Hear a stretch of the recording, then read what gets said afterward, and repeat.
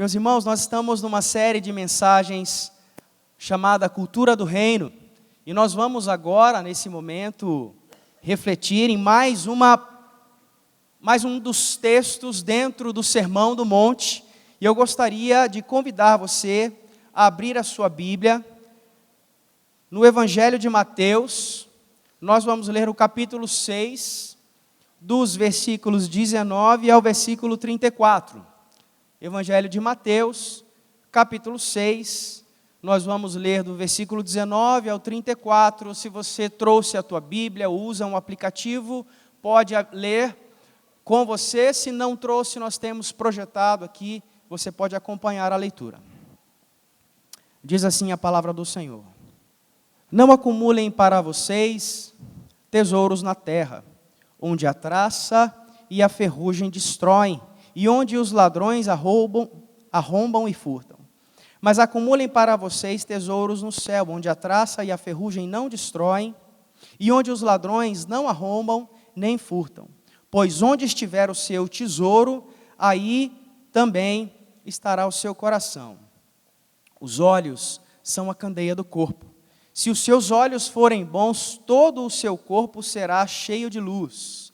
Mas se os seus olhos forem maus, todo o seu corpo será cheio de trevas. Portanto, se a luz que está dentro de você são trevas, que tremendas trevas são! Ninguém pode servir a dois senhores, pois odiará um e amará o outro, ou se dedicará a um e desprezará o outro. Vocês não podem servir a Deus e ao dinheiro. Portanto, eu lhes digo, não se preocupem com as suas próprias vidas, quanto ao que comer ou beber, nem com os seus próprios corpos, quanto ao que vestir. Não é a vida muito mais importante do que a comida, e o corpo mais importante do que a roupa? Observem as aves do céu, não semeiam, nem colhem, nem armazenam em celeiros, contudo, o Pai Celestial as alimenta. Não têm vocês muito mais valor do que elas?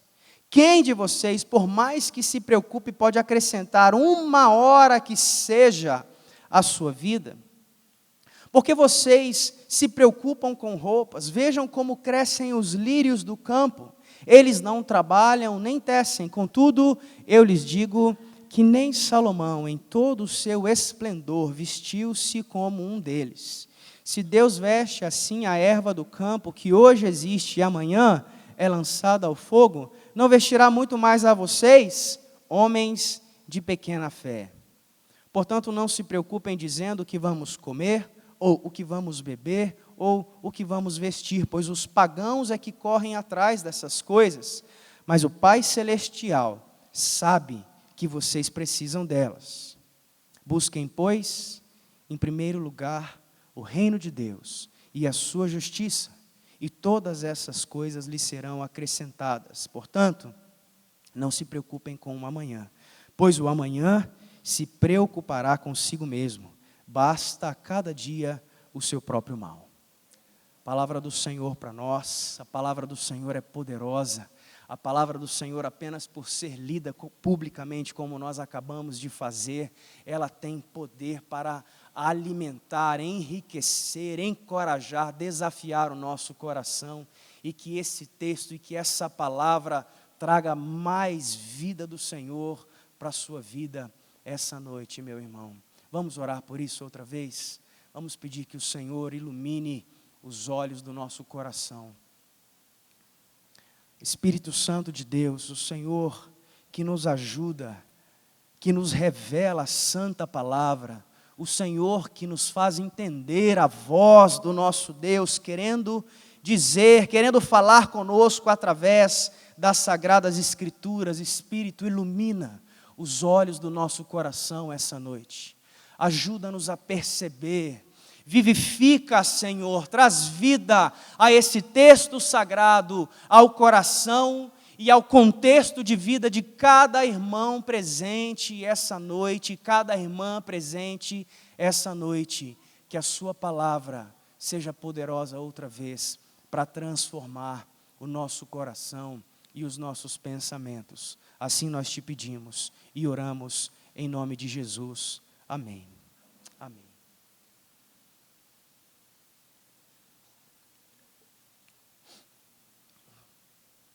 Quando eu era pequeno, quando eu era criança, eu tinha uma tarefa todo fim de semana, que era ir comprar refrigerante para o almoço do domingo. Sábado também, mas domingo era sempre mais certo. E minha mãe me dava um dinheiro e me mandava ir no bar do Pelé, que era bem perto de casa, e eu ia até lá. E ela dizia para mim: Fabiano, vá buscar refrigerante para o almoço. E eu não sei porque até hoje eu não entendo, mas eu escutava o seguinte: Fabiano, busque Guaraná. Ela dizia refrigerante e eu entendia Guaraná. E na minha cabeça, essa bebida gaseificada e cheia de açúcar, que a gente gosta tanto, não é? O nome daquilo para mim não era refrigerante, era Guaraná. E eu ia até o bar, né? E assim, eu era uma criança especialmente distraída. Conhece uma criança distraída? Né? Eu ainda sou um adulto distraído, certo? Eu melhorei um pouco. As pessoas que convivem mais de perto comigo sabem que, especialmente pessoas que lidam com música, tem um amigo Manuel aqui também que estava tocando guitarra hoje, cara talentoso e na mesma proporção distraído, né? Eu tenho metade do talento dele e acho que é metade da distração também, ou a distração está quase igual. Eu era muito distraído, a minha mãe falando comigo, eu me lembro de tantas vezes receber um puxão de orelha da minha mãe para prestar atenção naquilo que ela estava dizendo, e às vezes mesmo olhando fixamente para ela, a minha cabeça estava no mundo fantástico do Bob. Lembra do desenho? E aí, para caprichar, Deus foi e me deu uma filha que não... Dizem que fisicamente ela se parece comigo também, a Aninha, a menor, a caçula. Mas a personalidade dela é impressionante o quanto que ela se parece comigo. Ela é a criança mais distraída que eu conheço. E quando eu quero dar uma ordem para ela, primeiro que ela não para, não é? Ela não para. Aí a primeira missão é fazer ela parar na minha frente. E ela para, mas os olhos não param. Aí eu tento fazer os olhos pararem e olharem para mim. Eu digo: filha, olhe para mim, preste atenção no que eu vou dizer. E ela faz uma força tão grande para se concentrar que ela abre os olhos, arregala os olhos assim na minha frente. Ela abre tanto o olho que até a boca abre. Ela fica meio assim, ó, olhando para mim de boca aberta. Só que parece que eu consigo ver pelos olhos dela os pensamentos vagueando e voando para todo lado, menos naquilo que eu estou dizendo para ela. Você tem um parecido em casa, não? Distraída que só. E eu era desse jeito. Então imagina, primeiro, eu era distraído. Segundo, eu achava que refrigerante se chamava Guaraná. Aí eu ia para o bar.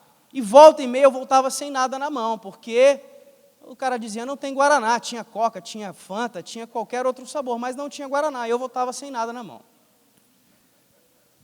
E a minha mãe: como que não tem refrigerante no bar, meu filho? E por que eu estou contando essa história aqui? Porque esse texto que nós acabamos de ler nos dá uma orientação muito clara. Ele diz o seguinte: busquem, em primeiro lugar, o reino de Deus e a sua justiça. E é muito importante, se nós vamos empreender uma busca nessa direção, que nós saibamos o que nós estamos buscando e como nós vamos procurar por esse reino. E é isso que Jesus vai nos dizer nesse texto. Mas de antemão eu gostaria de antecipar algumas coisas a respeito do reino de Deus. O reino de Deus, ele é uma realidade tanto passada quanto presente e futura ao mesmo tempo. No passado nós enxergamos a realidade do reino de Deus quando o Senhor, Criador de todas as coisas, cria, sustenta e abençoa tudo o que com o seu poder Ele fez. E quando Ele faz todas as coisas, e naquele momento a sua vontade é absoluta, é cumprida, Deus reina e governa sobre todas as coisas, e a vontade dEle prevalece. Por isso, Jesus Cristo nos ensinou a orar a oração do reino de Deus, dizendo: Senhor, venha a nós o teu reino, e seja feita a sua vontade aqui na terra, como ela é feita no céu.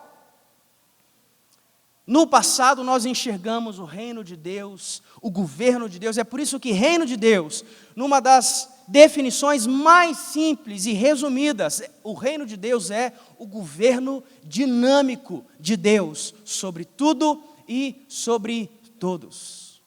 Mas o reino de Deus não é apenas uma realidade passada, ainda que o homem tenha caído, o reino de Deus é também uma realidade presente, porque na plenitude dos tempos, Jesus Cristo foi enviado ao mundo para inaugurar uma nova era do reino de Deus na terra. E ele demonstra esse reino, e ele proclama esse reino de uma forma coletiva e externa, mas também convoca as pessoas a receberem esse reino de uma forma pessoal e íntima. Jesus está andando pelas ruas, curando os doentes, alimentando os famintos, libertando os cativos, tudo aquilo que foi prometido que ele faria, ele está cumprindo, ele está fazendo o que Deus queria, ele está fazendo a vontade de Deus, trazendo a vontade de Deus para a terra, ou seja, trazendo o reino de Deus, porque se o reino de Deus é o governo dinâmico, aquilo que Jesus faz o tempo todo é promover esse reino. E Jesus faz isso de uma forma externa e coletiva, mas ele também demonstra como engajar-se com o governo de Deus, com o reino de Deus de forma íntima e pessoal. Jesus está o tempo todo comprometido com o governo de Deus sobre o seu próprio coração. Quando Jesus faz aquela oração que nós conhecemos muito bem: Pai, se possível, passa de mim esse cálice, mas que não seja a minha vontade, porém a sua. Jesus nos mostra que o reino de Deus também precisa alcançar o íntimo do nosso coração. Não adianta querer promover o reino de Deus, e muita gente faz isso hoje. Acredita que através das suas boas ações, a sua filantropia, a sua ajuda para as pessoas, ela está abraçando o reino de Deus plenamente, e não é exatamente assim, porque o reino de Deus não é um reino apenas de valores éticos, mas também um reino de valores morais. Não é apenas um reino externo, mas é também um reino interno. E a menos que Jesus governe o seu coração em primeiro lugar, a menos que o reino de Deus chegue dentro de você, ele não vai se expandir, ele não será proclamado da maneira correta. Então o reino de Deus é uma realidade passada, é uma realidade presente, mas também é uma realidade futura, porque Jesus Cristo inaugurou, transferiu a responsabilidade, ele passou a bola para os discípulos e a igreja que nasceu em Atos dos Apóstolos, para continuar proclamando esse reino na face da terra, e nós fazemos parte desse papel, e esse mesmo reino, o próprio Jesus nos prometeu que virá em plenitude, um dia, na segunda vinda de Jesus, e agora eu estou falando a respeito do céu, amém? Quem espera pelo céu aqui essa noite? Deixa eu ver. Para entender a mensagem dessa noite, aquilo que esse texto bíblico quer dizer, nós precisamos acreditar absolutamente que o reino de Deus também é sobre o futuro, também é sobre essa vinda absoluta, onde definitivamente, novamente o governo de Deus se estabelecerá nessa terra. Por isso o reino de Deus é também, ao mesmo tempo, uma realidade futura. E agora sim, vamos para o texto e ver aquilo que ele nos propõe. Veja que o texto que nós acabamos de ler, ele faz uma afirmação. Se você leu com atenção o texto enquanto nós líamos aqui, juntos, você deve ter percebido que ele faz uma afirmação que é capaz de tirar o sossego do nosso coração. Ele diz o seguinte: não há como servir a dois senhores. Ou você ama um e odeia o outro. Ou você ama esse e odeia aquele. Não há como servir a dois senhores. Ou você está nessa direção, ou você está naquela direção. E talvez se eu perguntasse para você aqui, até que para que fique mais claro para entender esses diferentes caminhos propostos aqui no texto, os estudiosos do Novo Testamento, eles pegam esse último quarto do Sermão da Montanha, são 16 versículos. O maior conjunto de versículos que trata sobre o mesmo assunto dentro do Sermão do Monte. Essa é uma curiosidade importante. E eles resumem, eles colocam esses 16 versículos debaixo de um tema, e esse tema é materialismo versus espiritualidade, caminhos opostos. Materialismo versus espiritualidade, ou então Deus versus dinheiro, riquezas, ou então Deus versus Mamon, que é o Deus com letra minúscula, que personifica as riquezas, que personifica o dinheiro, o material. Caminhos opostos. E aí nós temos que olhar com muita honestidade para esse texto, com muita humildade, e deixar que o Espírito sonde o nosso coração, porque nós vivemos, meus irmãos, num mundo que nos impulsiona agressivamente a vivermos seguindo o Deus Mamon, seguindo o materialismo e darmos muito mais crédito e valor para essa outra direção. E nós temos que questionar e deixar que a própria palavra hoje sirva de prumo para a nossa vida. Com humildade, deixar que Deus responda e não eu mesmo. O Espírito responda. E vamos olhar agora para o texto como um todo e ver aquilo, como nós podemos discernir o que Jesus está dizendo sobre esse caminho oposto ao caminho do materialismo. Quais são as características da pessoa, do discípulo do reino, que decidiu andar na contramão do materialismo, e como é possível viver isso nos dias de hoje. A primeira característica que o texto nos apresenta, dos versículos 19 a 21, é que um discípulo do reino de Deus, ele não acumula. Vamos repetir juntos? Um discípulo do reino não acumula. E agora, nesses 3 primeiros versículos, Jesus vai apresentar uma tensão sensível entre o nosso coração e os nossos tesouros. Aquilo que são os nossos tesouros. E ele diz que quanto mais apegados a esse mundo aqui, maior é a chance de estarmos acumulando tesouros nessa terra. Por outro lado, quanto mais apegado ao céu e à realidade eterna e sobrenatural, maior a chance de estarmos acumulando tesouros lá, na eternidade e no céu. Se o meu coração está absorvido por esse mundo, eu preciso me preocupar seriamente, porque o nosso coração, e a palavra nos orienta claramente a respeito disso, ele é corrompido, ele é enganoso, e nós temos que submeter o nosso coração a Deus e ao seu governo, para saber aonde, se o nosso coração, para onde ele está direcionando as nossas riquezas, porque o nosso coração tem esse poder de direcionar as nossas riquezas, assim como as nossas riquezas, ou o nosso tesouro, tem também o poder de conquistar o domínio e o governo sobre o nosso coração. Lembra do jovem rico e o diálogo que Jesus teve com ele? Jesus, conversando a respeito da vida eterna com aquele jovem, o próprio jovem diz: eu tenho servido e feito todos os mandamentos desde a minha infância, eu quero saber o que mais eu preciso fazer para herdar a vida eterna.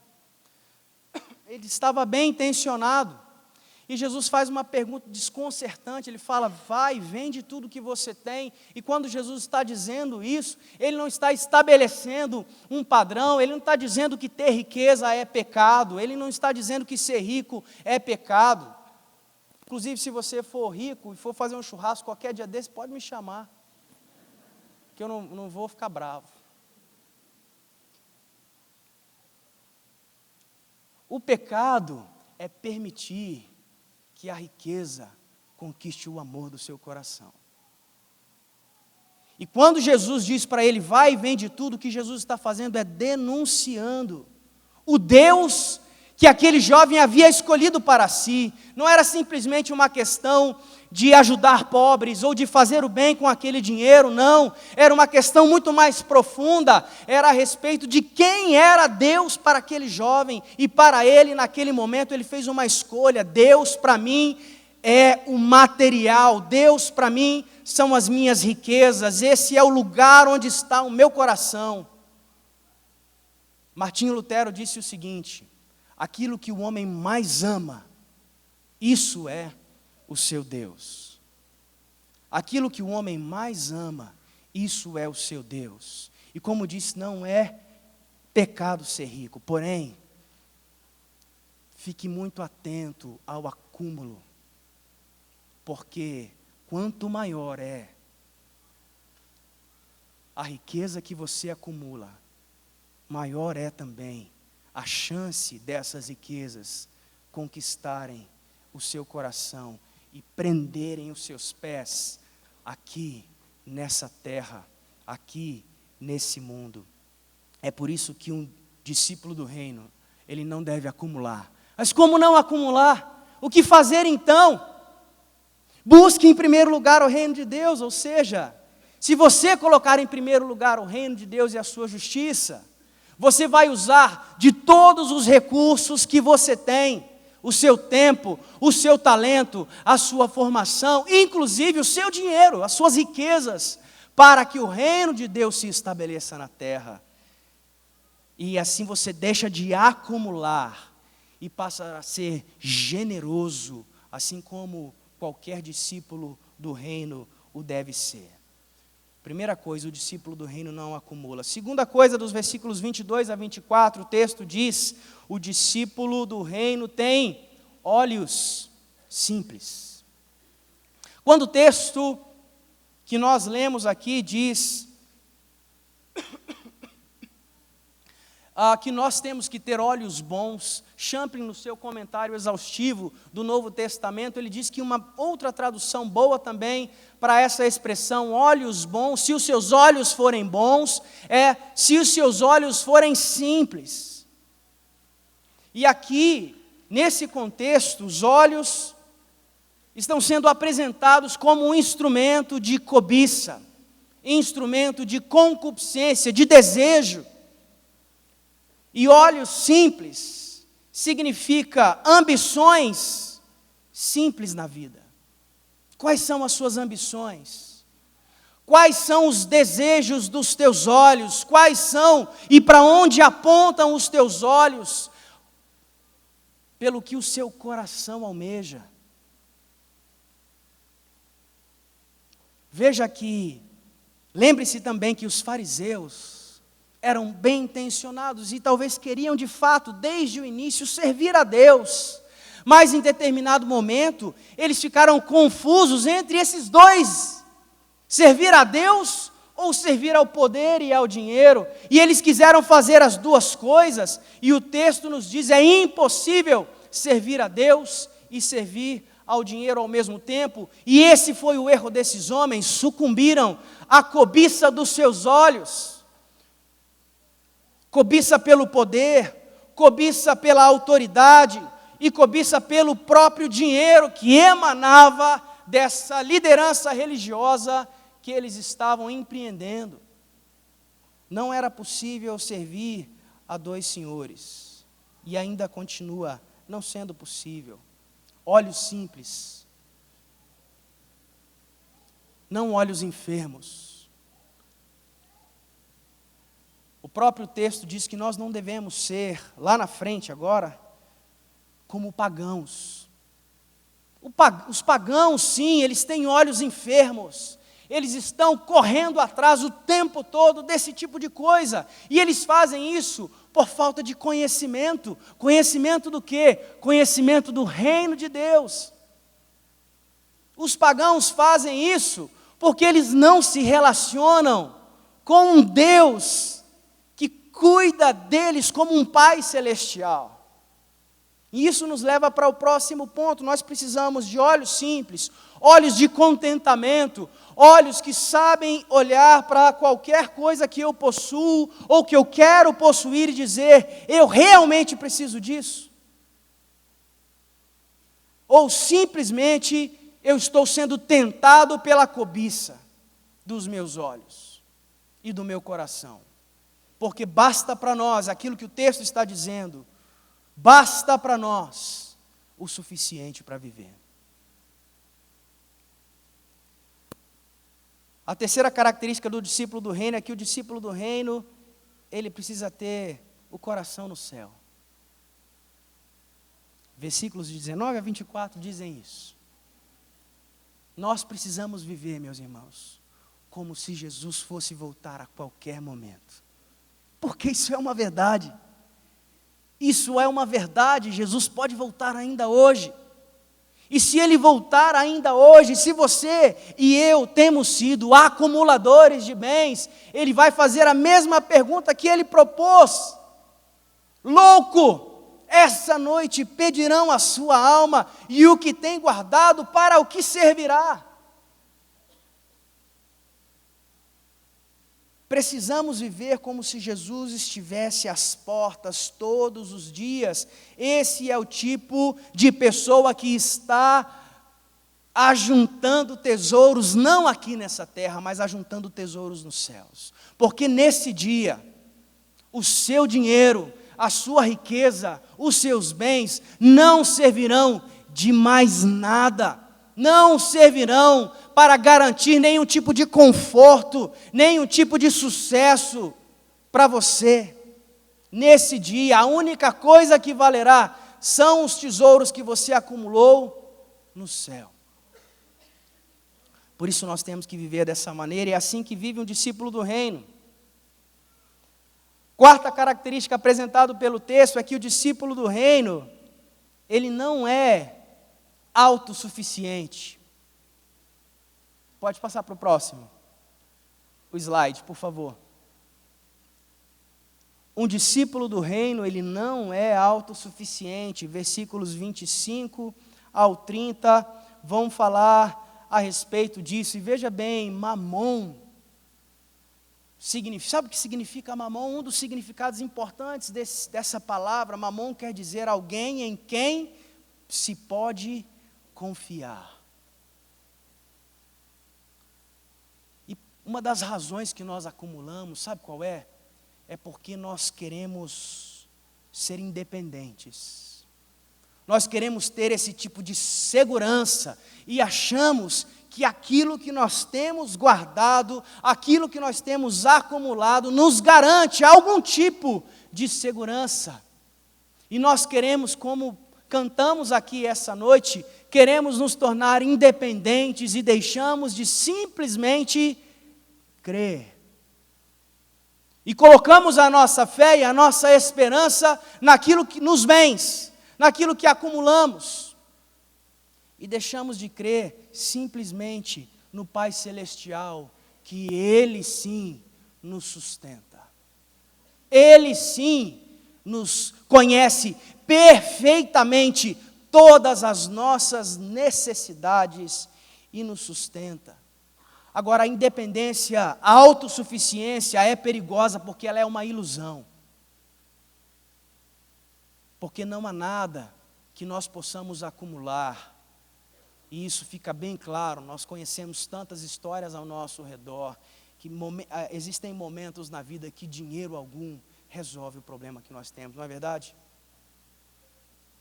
Como o poeta Chico Buarque escreveu na canção Roda Viva, uma canção que eu gosto muito, ele diz que nós queremos ter voz ativa, nós queremos mandar no nosso destino, queremos ter voz ativa e no nosso destino mandar, mas eis que vem a roda viva e carrega o destino para lá. A vida é assim. Nossas crianças, olha que benção. A roda viva está passando lá fora agora. E carrega o destino. Nós não podemos confiar naquilo que nós temos acumulado. Nós temos que confiar em Deus apenas. Ele sim é a nossa segurança. Mesmo porque quando nós estamos falando de suprimento de necessidades, mesmo, talvez você olhe para esse texto e diz, poxa vida, mas eu não tenho nenhum tipo de problema em me preocupar com o pão, ou me preocupar com o comer, ou me preocupar com o vestir, ou me preocupar com o beber, porque isso para mim já é tão natural, eu estou tão abastado de todas essas coisas. Mas quando nós estamos falando de suprimento de necessidades, nós estamos falando de coisas muito mais profundas. Veja o que Jesus está ensinando aqui. Ele diz assim: observem os lírios do campo. E ao dizer observem, ele está dizendo aprendam com os lírios do campo. Que por mais que você se esforce para se vestir com a roupa mais cara que você pode comprar, por mais que você se esforce para ter o corpo mais bonito, mais na moda, mais fitness que você possa ter, você nunca vai ser tão bonito quanto um lírio do campo. E o que Jesus está querendo dizer com isso é o seguinte: a verdadeira beleza só vem do Senhor. A verdadeira beleza, aquilo que realmente nós estamos procurando, vem dEle. O verdadeiro suprimento das verdadeiras necessidades do nosso coração. Você pode ter acesso às melhores comidas e continuar dentro do seu coração insatisfeito, porque é Deus, de fato, que supre as nossas necessidades, e Deus quer que nós dependamos exclusivamente dEle. Eu vou terminar com uma história. Quando essa coisa de dependência de Deus, ela é difícil para nós, desafiadora. Quando eu ingressei na missão junto com a Cíntia, não é, Cíntia, lá na Jocum, você lembra daquela sopa que a gente comia de noite, Cíntia? Terrível, né? Eu tinha 19 anos, meus irmãos. E quem já teve a oportunidade de comer uma refeição junto comigo sabe que eu como bem. Eu como bem. Sou magrinha assim, dizem que é de ruim, sabe essa expressão? De ruim. Mas eu como bem. Imagina quando eu tinha 19 anos. Alguém tem um jovem adolescente de 19 anos em casa? Sabe do que eu estou falando. É um buraco na despensa. E eu cheguei lá na Jocum, naquela época, e aquela sopa rala na janta. Só pensa numa sopa triste, gente. E lá na casa dos meus pais, eu esnobava a sopa. Minha mãe fazia sopa na janta. Eu falava: ih, sopa, mãe? E esnobava, e era aquela sopa sustância mesmo, de bastante macarrão e carne. E eu esnobava, não queria sopa não. Pegava o resto do almoço e esquentava. Aí fui para lá, e aquela sopa rala. Assim, de vez em quando boiava um macarrão assim, naquela água com gordura por cima, aquelas bolas de gordura assim, de óleo. Aí, já viu, comia 20 minutos depois eu já estava com fome, querendo comer alguma coisa. Eu tinha uma graninha no bolso. E essa graninha no bolso eu ia lentamente ali, comprando, administrei, eu pensei, vou passar 5 meses aqui, eu tenho a quantia X por dia para poder acrescentar essa sopa da noite para não dormir com fome. E aí eu lembro que eu estava no culto um dia, louvando a Deus, e o louvor era sempre muito abençoado lá. O povo estava buscando a Deus lá, com muita força, e a presença de Deus era sempre muito forte. Eu estava lá, e o louvor era feito só com bateria e violão. Só tinha esses 2 instrumentos. Eu pensei rapidamente assim: poxa vida, mas só esses 2 instrumentos, por que não tem pelo menos um baixo para poder completar assim, a estrutura musical? A música está sempre pensando nisso. E aí estava também discernindo, aprendendo a ouvir a voz de Deus. Eu senti Deus falando no meu coração assim: mas o que está faltando para ter um baixo aí? E eu disse assim: está faltando alguém dar o baixo, né? E na hora que eu disse isso, eu fui pego pelas minhas próprias palavras. Já aconteceu isso com você? Eu fui pego pelas minhas próprias palavras. Eu fui convencido naquela hora que aquela reserva que eu tinha destino. E aí no outro dia de manhã, conversei com o meu discipulador, fui até a loja de música lá em Belo Horizonte, perguntei pelos baixos que eles tinham para vender.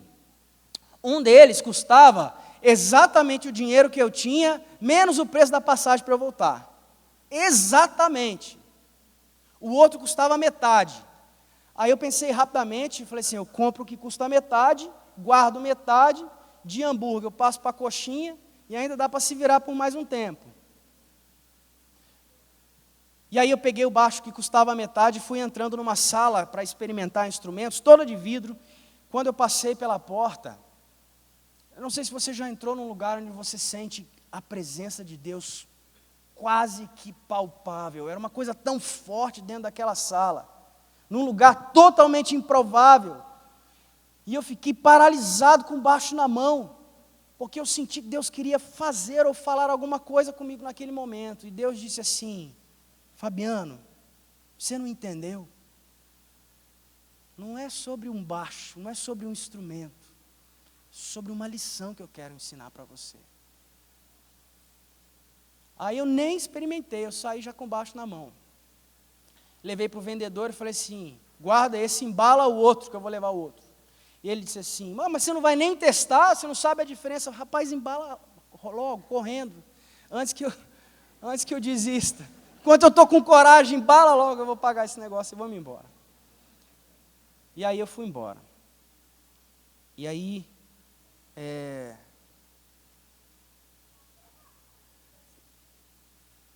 as noites de sopa foram chegando, não é? E algumas vezes eu fui dormir com a barriga roncando, e aquele sentimento assim de: será que eu fiz a coisa certa? E o dinheiro começou a faltar para tudo. Até que um dia eu me lembro que esse meu sabonete estava acabando. E realmente assim, quando você tem 19 anos, está longe do seu pai e da sua mãe, e não tem nenhuma reserva, tipo, não tem. Não tem, não brota, não nasce, dia não nasce, não é? De algum lugar. E aí acabou, e meu sabonete estava acabando, e aí aquele dia eu fiquei preocupado, eu falei: meu Deus, será que eu fiz a coisa certa? E aí eu orei e falei: Senhor, o Senhor sabe de tudo que eu preciso, a sua palavra diz. E aí, 2 horas depois de eu orar, chegou um amigo no quarto, e ele estava com o sabonete na mão, fechado. Eu falei: você não acredita? E ele falou assim: Fabiano, eu estava orando lá no meu quarto. E ele falou assim: por favor, não se ofenda. Ele falou para mim. Porque, né, você dá um sabonete para alguém, pode ter né? Pode ter um sentido complicado. E aí ele falou assim: não se ofenda, mas eu estava orando lá no meu quarto. Eu sei que você não precisa, Porque eu estava sempre bem vestido, eu fui para lá com umas roupas legais e tal. Eu sei que você não precisa, mas eu estava orando lá, eu não sei o que tem a ver, o que Deus está fazendo, mas eu senti no meu coração que eu devia trazer um sabonete para você. Aí eu falei para ele: cara, é de Deus. E aí eu peguei o sabonete, sentei na minha cama, e eu comecei a chorar. E daquele dia em diante eu aprendi uma lição poderosa de que Deus conhece todas as minhas necessidades. Ele é o meu Pai celestial. Ele conhece e Ele tem prazer em suprir cada uma das minhas necessidades. E é por isso que eu posso colocar o reino de Deus como uma prioridade na minha vida. Não é porque eu coloco o reino de Deus como uma prioridade que Deus vai suprir as minhas necessidades. Não, Ele é Pai. E como um bom Pai que Ele é, Ele tem prazer. Você que é pai sabe do que eu estou falando, porque eu sou pai. Uma das maiores alegrias da minha vida é suprir as necessidades das minhas filhas. E olhar para os olhos das minhas filhas e vê-las felizes, porque o pai delas foi supridor. É dos maiores prazeres da minha vida. E eu sou um pai pecador e terreno. Nós estamos falando do Pai perfeito, do Pai celestial, infalível, imutável, fiel. Sempre, ainda que você seja infiel, Ele permanece fiel. Ele vai suprir todas as suas necessidades, porque Ele é o seu Pai. Ele é o Pai celeste, Ele é o Pai que está no céu. E se você confiar nisso, você não precisa acumular, você não precisa cobiçar, você não precisa se exibir.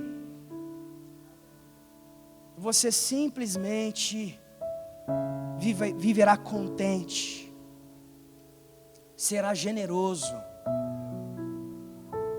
e experimentará a verdadeira provisão que vem da mão do céu, que vem do Pai do céu, que vem da mão do Senhor para mim e para você. Busque em primeiro lugar o reino de Deus e a sua justiça, e todas as outras coisas vos serão acrescentadas. Louvado seja o nome do Senhor.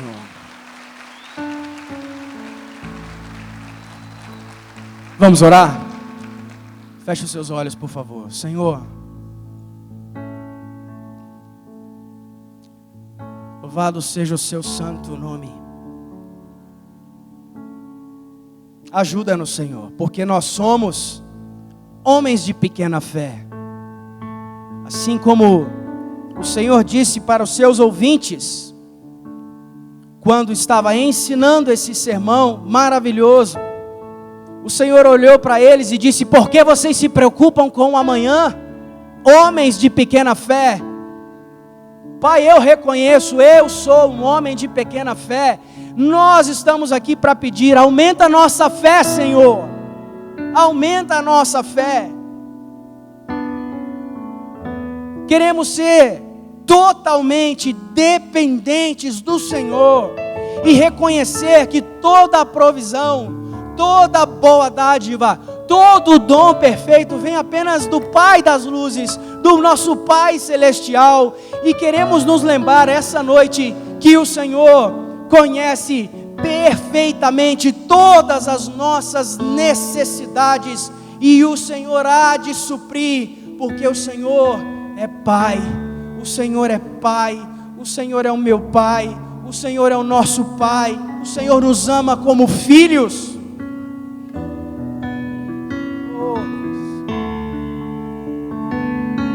Oh Senhor, faz de mim, faz de nós verdadeiros discípulos do seu reino. Livra-nos do materialismo desse mundo, nos dá coragem para viver na contramão daquilo que as pessoas têm buscado e procurado ao nosso redor. Que sejamos diferentes dos pagãos que buscam essas coisas por falta de esclarecimento. Mas nós que conhecemos o seu reino, sejamos obedientes, sejamos simples, sejamos generosos, sejamos submissos ao Senhor e à sua vontade. Recebe a nossa oração e a nossa entrega nas mãos, nos braços do Pai que cuida de nós. Oramos em nome de Jesus. Aleluia.